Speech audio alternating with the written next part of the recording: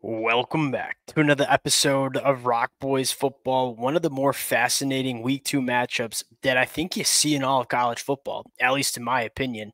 This Arkansas program heading on the road to play Oklahoma State. Now, you look at this Oklahoma State team getting a lot of offseason buzz, and for really good reason, right? This is an Oklahoma State team that, one, has one of the best players in all of college football in running back Ollie Gordon, a team that just played for a Big 12 championship in 2023 and returns pretty much the whole roster.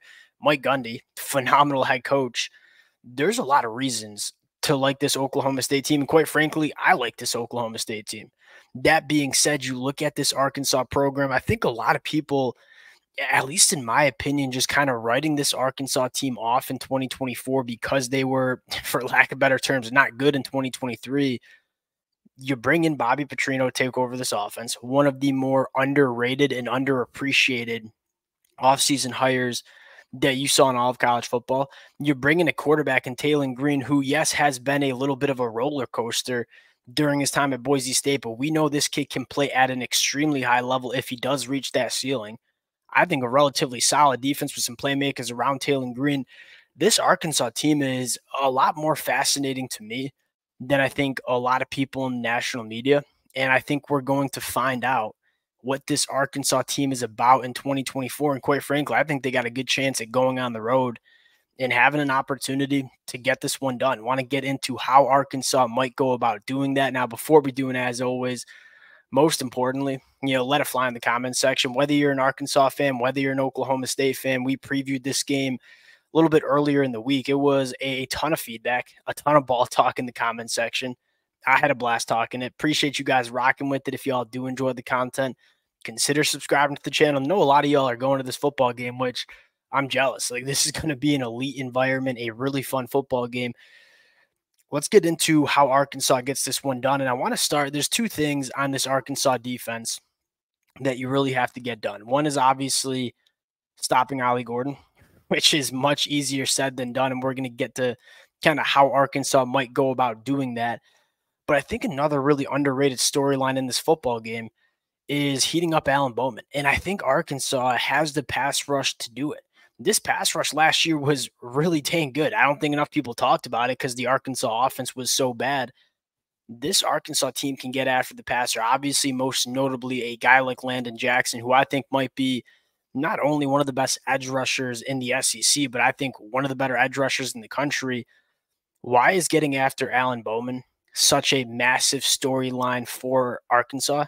You look at Alan Bowman and say, he's really historically, this is a seventh-year quarterback, and there's a lot of data on him. He's historically struggled when he's been under pressure. Last year had a 60% completion percentage, but when he was heated up, when he was under pressure, that number dropped to 32%, one of the lowest in all of college football.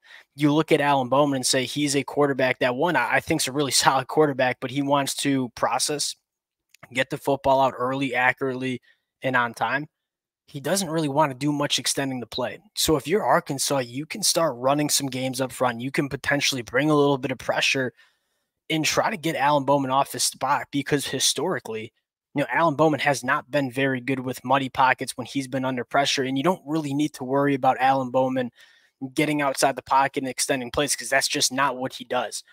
A lot of times defenses are kind of afraid of getting after quarterbacks because of what quarterbacks can do with their legs getting outside the pocket. It's not really something you have to worry about with Alan Bowman all that much. Now, by far the biggest key to this football game is how to stop Ollie Gordon. Now, before we get into Ollie Gordon, I do want to shout out, there's two really good wide receivers for Oklahoma State too. Brendan Presley, elite with the football in his hands, kind of that short intermediate route tree kind of guy. And then you have a guy, Rashad Owens, who is elite working vertically. So if you do want to allocate bodies in the box to stop Ollie Gordon, you do have to make sure that Rashad Owens and Brendan Presley are taken care of on the back end. Now, why is Ollie Gordon so important to stop for this Arkansas defense? Because when Ollie Gordon has good games, Oklahoma State normally wins football games. Oklahoma State only lost 4 football games last year, 3 of which was when Ollie Gordon went for less than 100 yards. And he only went for less than 100 yards in like 5 games last year. And so when this Oklahoma State team is operating on offense like they should, it's because Ollie Gordon is playing a massive role within this Oklahoma State offense. Now, again, it's not necessarily just load the box and stop Ollie Gordon, which I do think Arkansas will do plenty of, because you do have to be responsible for some, wide receivers that can make things happen vertically down the field. But if you're looking at how you want to go on the road and win this football game, at least in my opinion, it's make Alan Bowman beat you. And you have some guys like Braxton who I think can kind of hang on an island on the edge. And so I would like to see Arkansas do really two things. One, heat up Alan Bowman. More importantly, stop Ollie Gordon. If you can do that and try to force Alan Bowman to beat you vertically down the field with these wide receivers, that's how I'd rather lose this football game than letting Ollie Gordon go for 150 yards. And so that's kind of the two keys for this Arkansas defense to have success in Stillwater. Going to the offensive side of the football, Oklahoma State is a tricky defense. They play a lot of soft zone coverage and kind of make offenses methodically work their way down the football field. And what happens with a lot of quarterbacks is they try to do a little bit too much, and that's when Oklahoma State's defense makes you pay, and they force turnovers. I think the biggest thing for Taylor Green in this matchup is just take what's there. You don't have to be a superhero within this Arkansas offense. If you are just going 5-6 yards, chunk plays, working your way methodically down the football field and being patient, you can have success against this Oklahoma State defense. But if you try to do too much, Oklahoma State, they're going to make you pay on the back end. And so I think that's the number one thing. And obviously that's the biggest storyline with Taylor Green as in general is Taylor Green, big time arm, big time athleticism, obviously a big time body, was turning the football over and too loose with the football during his time at Boise State. So I think turnovers and Taylor Green keeping the ball out of harm's way and just playing within the offense and taking what's there is absolutely massive. And then I think the second question is, how do you get Taylor Green comfortable early on the road? And this is why I think the Bobby Petrino effect is so big. Bobby Petrino is a mastermind at dialing up an offense that fits what his quarterbacks want to do. And so you look at Taylor Green, what can you do? One, let him use his legs. This is a guy that wants to be an athlete. It's one of the best skill sets that he brings to this Arkansas offense. Give him a run game to work off with Jaquindon Jackson.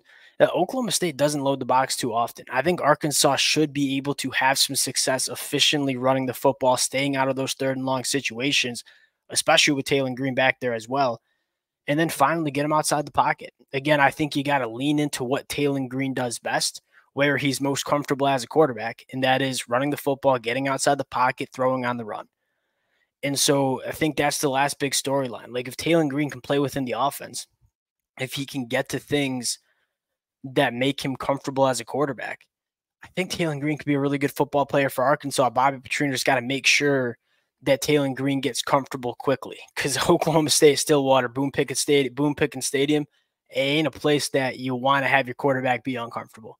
And so if they can get Taylor Green comfortable, have Taylor Green take what's there, not try to do too much in this offense, I think Arkansas puts them in a really good spot to win this football game. I think the three key numbers you're looking at is one, Ollie Gordon. Like, what is he doing on the turnover battle? I mean, Taylor Green keeping the ball out of harm's way. And I think finally, how much pressure can you get on Alan Bowman? If you can do those three things, I think Arkansas has got a really good shot at winning this football game. And I think from a personnel standpoint, they got a shot at doing that stuff. I think the front seven is pretty damn good. Landon Jackson, as good as he is as a pass rusher, is also an elite guy in the run game. You take a look at last year's numbers, 23 run stops for an average depth of target, one average depth of tackle of 1.2 yards. Landon Jackson's a force, both in the pass rush and in the run game. Going to be a really fun game. We'll probably break it down once we see it happen. Less than 24 hours from now. Would love to hear from you guys in the comments section. Again, appreciate y'all rocking with it. If y'all do enjoy the content, consider subscribing to the channel, and we'll talk to y'all